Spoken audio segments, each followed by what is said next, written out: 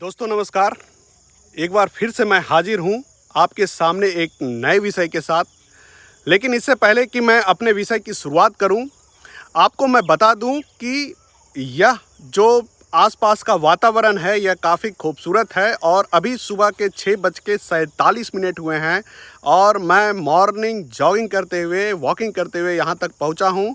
और यह जो जगह है यह मेरे गांव के आसपास का जगह है।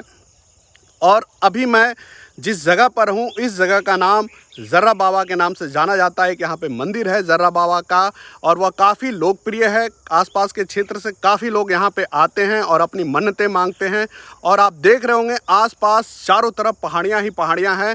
और यह देखकर आपको महसूस होता होगा कि सुबह की ताजगी का कितना महत्व है या इस ताजगी का कितना आकर्षण हो सकता है किसी के लिए भी। तो जाहिर सी बात है इस तरह के वातावरण में अगर किसी विषय के बारे में हम बात करते हैं तो उस पे जो बातचीत होगी वह थोड़ी अलग ही किस्म की होगी या उसकी जो समझ होगी या उसकी जो पकड़ होगी वह अलग ही होगी। तो आज हम अपने विषय की शुरुआत करते हैं और आज का हमारा विषय है कि स्वॉट एनालिसिस क्या है। जी हाँ, बिल्कुल स्वॉट एनालिसिस। और स्वॉट में मैं बता दूं कि SWOT 4 शब्द आते हैं और इन चारों शब्दों के क्या मायने हैं और कैसे यह आपके लिए सहायक हो सकता है आपके अपने काम के लिए, आज इस पे बातचीत होगी। सबसे पहले मैं विषय की शुरुआत में ही आपको बता दूं कि स्वॉट एनालिसिस जो है वह जो शब्द स्वॉट है यह ज़्यादातर प्रबंधन यानी मैनेजमेंट के क्षेत्र में यूज़ होता है। And this particular word is utilize while teaching the students of the management in the class. They are taught that what is the meaning of these words and how to prepare your strategy according to these words. लेकिन कोई नहीं, अगर कोई शब्द किसी खास क्षेत्र में प्रचलित है या उसका प्रयोग उस क्षेत्र में होता है तो ऐसा बिल्कुल और कतई नहीं है कि वह दूसरे क्षेत्र के लिए मान्य नहीं रहता है या उसकी महत्व दूसरे क्षेत्रों में कम हो जाती है। तो आज एक एक करके इन चारों शब्दों के मायने हम समझेंगे कि स्वॉट एनालिसिस क्या है। और स्वॉट में अगर सबसे पहले शब्द को लें तो उसमें स्ट्रेंथ आता है। स्ट्रेंथ का मतलब सीधा सीधा है मजबूती।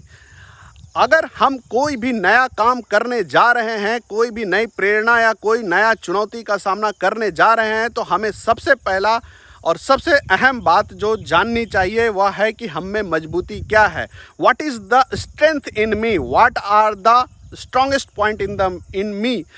This particular knowledge is very essential whenever anybody, any organization, any people wants to start a new work or new task. यह जानना बहुत ज़रूरी है। आप जैसे ही अपनी मजबूती को जानते हैं, अब आप सामने वाले के पास जब भी कोई काम मांगते हैं, कोई संस्था की तरफ से जाते हैं, व्यक्ति बनकर जाते हैं या फिर किसी देश का प्रतिनिधित्व करते हैं तो आप उससे फिर बात करते हैं कि आप में यह मजबूती है, यह खूबियां हैं, आप में यह अच्छाइयां हैं और आप पहले भी इनका प्रयोग करके काम को काफ़ी अच्छे तरीके से कर चुके हैं।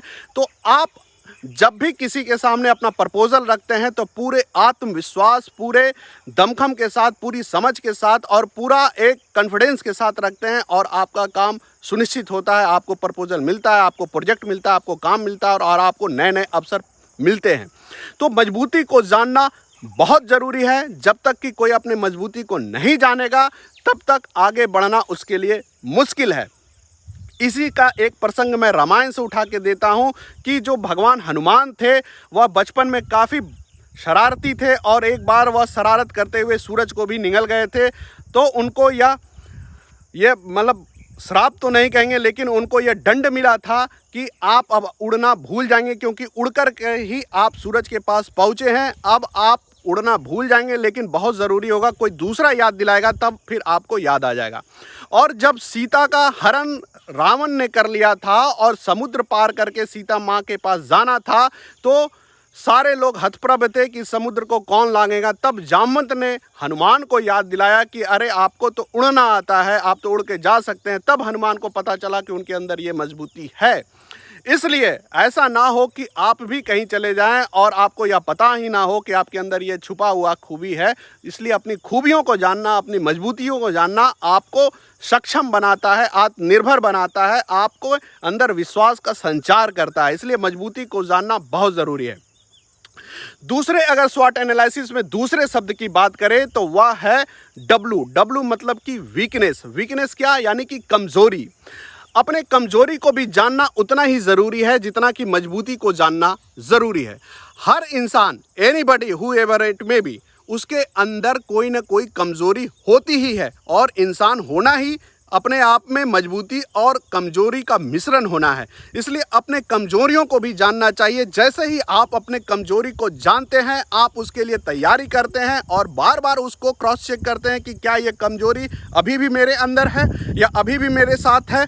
और धीरे धीरे एक समय ऐसा आता है कि आप उस कमजोरी से बाहर निकल जाते हैं और वह कमजोरी भी एक तरह से आपके मजबूती के रूप में शामिल हो जाता है या आपके मजबूती के सूची में शामिल हो जाता है। इसलिए अपने कमजोरी से कभी भी मुंह नहीं चुराना चाहिए, कभी भी उससे आंखें नहीं फेरना चाहिए, कभी भी उसे छुपाना नहीं चाहिए। उसे अभिव्यक्त करना चाहिए, स्वीकार करना चाहिए, और ना सिर्फ स्वीकार करना चाहिए बल्कि आने वाले समय में या दिन प्रतिदिन उसको कैसे दूर किया जाए, उसको कैसे बदला जाए, उसको कैसे मजबूती में बदला जाए, इसके लिए प्रयासरत भी होना चाहिए।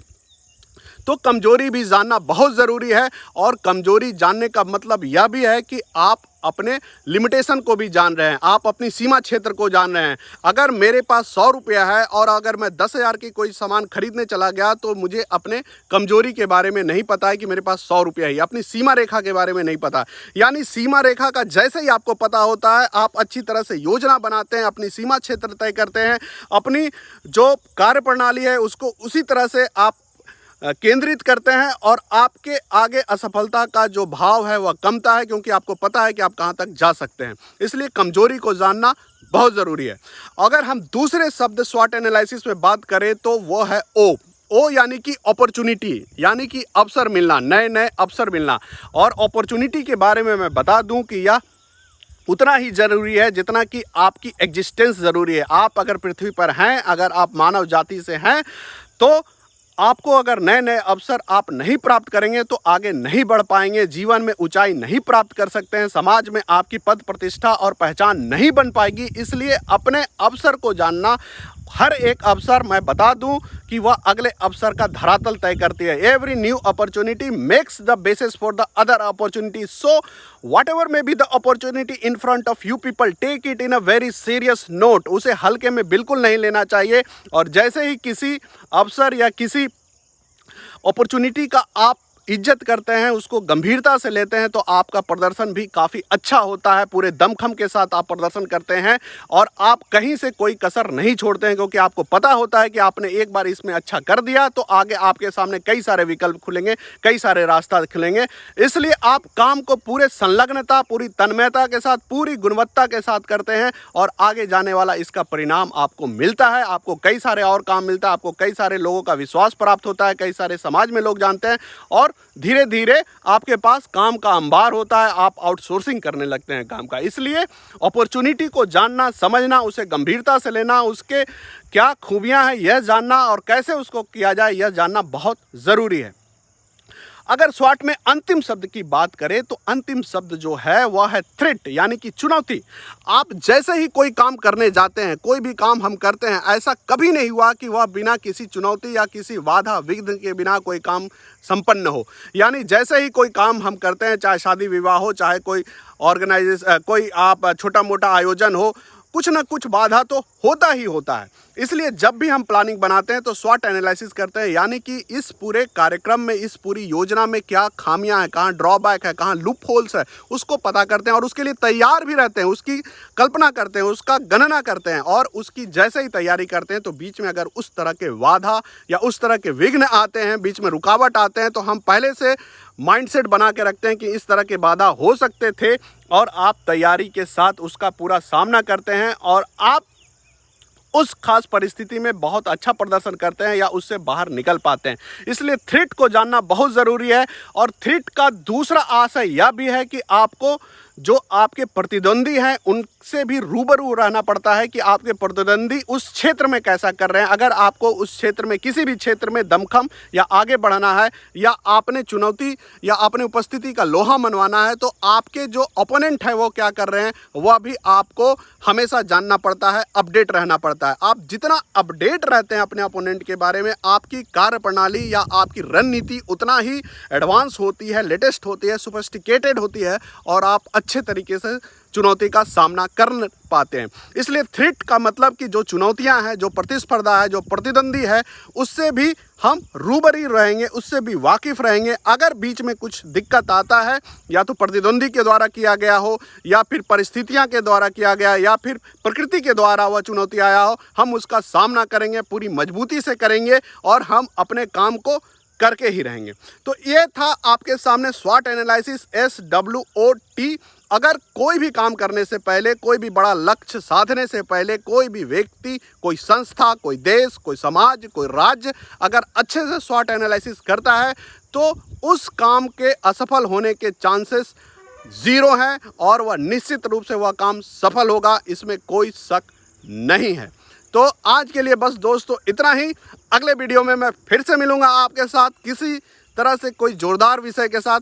तब तक के लिए धन्यवाद।